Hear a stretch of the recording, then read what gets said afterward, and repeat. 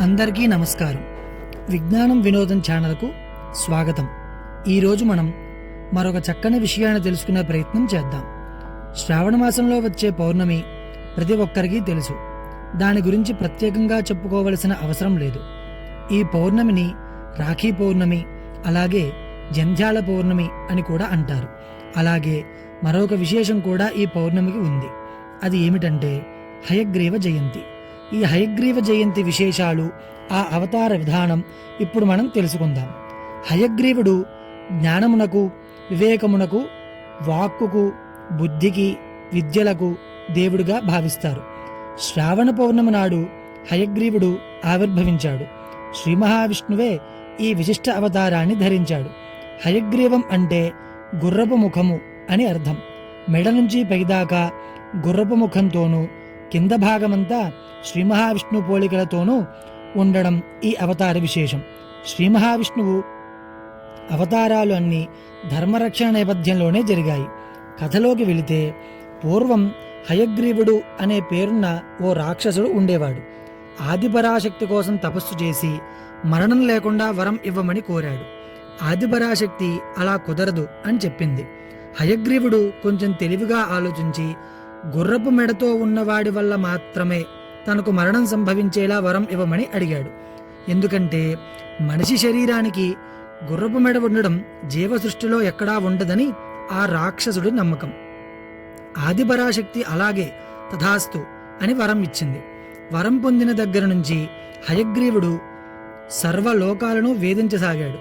దేవతలంతా శ్రీ మహావిష్ణువుని శరణు వేడారు. చాలా కాలంగా నిర్విరామంగా రాక్షస సంహారం చేసి అలసిపోయిన శ్రీ మహావిష్ణువు ఎక్కుపెట్టి ఉన్న ధనస్సు మీద తల ఆనించి నిద్రకు ఉపక్రమించాడు. ఇలా కొంతకాలం గడిచిపోయింది.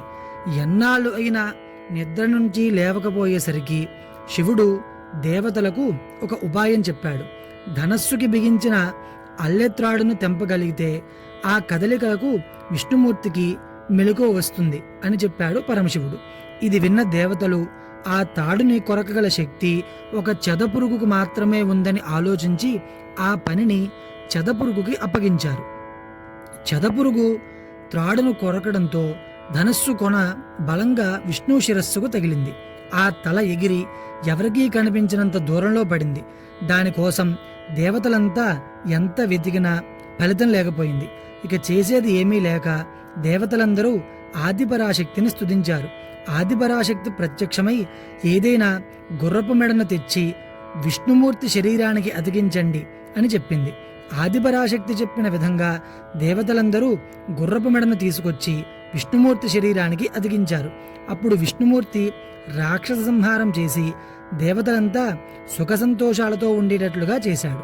ఇదంతా శ్రావణ పౌర్ణమి నాడు జరిగింది కాబట్టి ఈరోజు హయగ్రీవ జయంతిని జరుపుకోవడం ఆచారంగా వస్తోంది.